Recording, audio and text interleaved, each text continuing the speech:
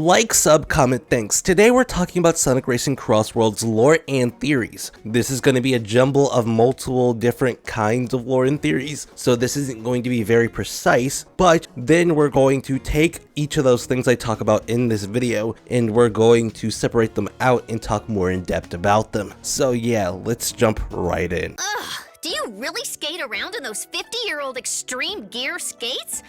Okay, Grandpa. I don't know what you're talking about, nor do I care. Either race or get out of the way.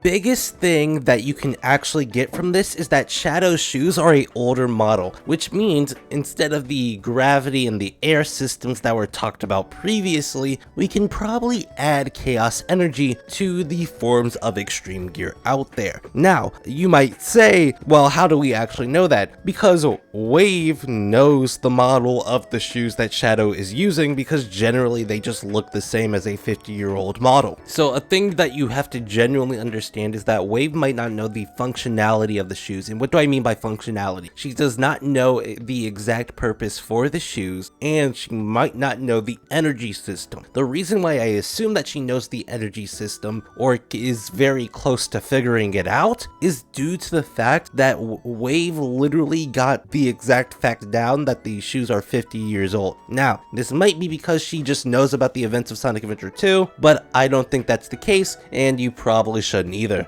Now, relating to that Wave interaction is this interaction between Shadow and Eggman. Between you and King Dodon Pa, I don't know which mechanic is more frivolous with their time and creations. Don't pretend to understand the brilliance of geniuses. Perhaps you'll learn to appreciate us after I beat you! Now, why does Shadow think that this is a waste of time? Probably because it doesn't go towards his ability to save the planet. Now, with that being said, another interpretation for this line could be the fact that he thinks that Dodon Pa's vehicles are really strong, really durable, or really fast. That makes sense because it gives a reason for Eggman to say this when they go to Dodon Pa's factory. Yes, show me your manufacturing secrets! Dodon Pa is so technologically gifted or so good at running his business that Eggman wants his manufacturing secrets for himself. A lot of things just go into Dodon Pa being one of the best and well-used characters currently in Sonic lore. From everything from Tails bringing up the fact that he created cyberspace from scratch in order for it to be traveled into,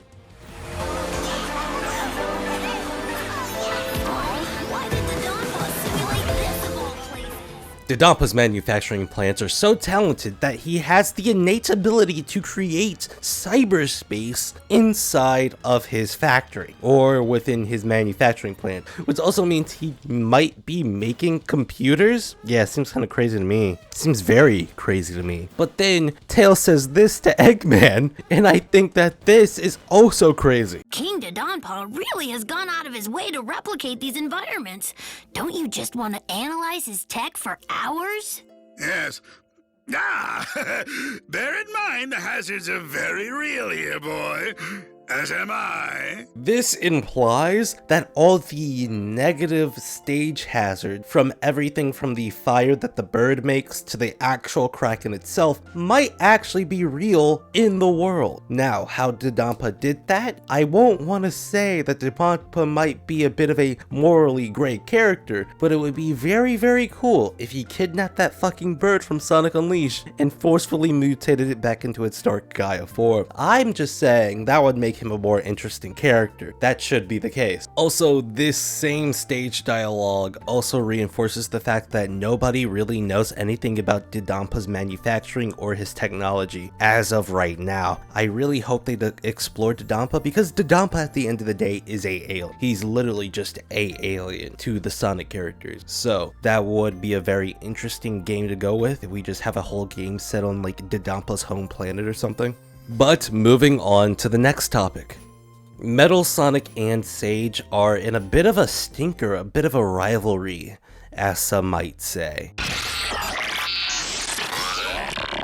You seem unusually confrontational. Once I have defeated you, I will analyze your coding to ensure your loyalty programming is intact. Your rebelliousness should have been patched out. This aggression is an anomaly. After your defeat, I will analyze your coding.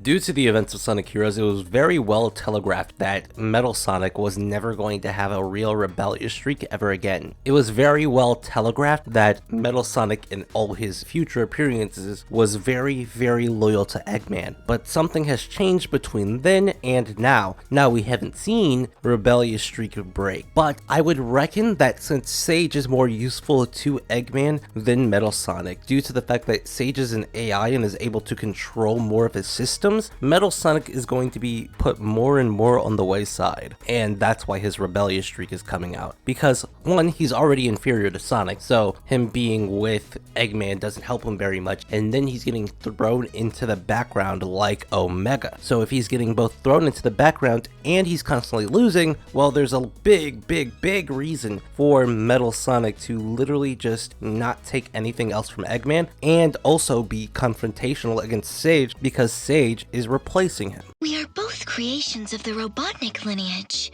Would you consider us family? I've put that part of my history behind me. I live for myself. You should do the same. If Sage had the opportunity to save Shadow in a situation where he was not going up against Robotnik, would Sage do that? That is a question that will be answered in a different time if they ever explore that route. But knowing Sonic Team, it will be explored in a comic somewhere and no one will ever think about it again. There is no Eggman Empire in my time. This is your chance to change your ways and become a force for good. Your observation means I must work harder to ensure my father's vision becomes a reality. Silver the Hedgehog just has not been back to his timeline since Sonic Forces. Sage exists now? Sage didn't exist originally when his timeline was taken over. Now that we understand this, Silver's actual presence no longer means anything. Silver being there literally would bring the stakes up of a situation. That's what it was meant to do. If Silver came back in time, you knew that the future was fucked for at least 200 years, right? Silver lives 200 years in the future. That means whatever happens that he's coming back to stop takes place for 200 years. That's just how it works. But now that Silver is coming back without any of that stuff happening, well, now we have to wonder, well, does Silver's actual presence mean anything anymore? It seems like it doesn't. Silver is either supposed to be a jolly character when his timeline is great, or he's supposed to be like a depressing character who has hope when his time is being destroyed. And we no longer have that kind of like wherewithal with Silver. It kind of just seems like they want to do whatever they want with Silver, but like Silver being there just removes the stakes. That's kind of it. Your mechanical ingenuity rivals that of my father, and yet you specialize in extreme gear.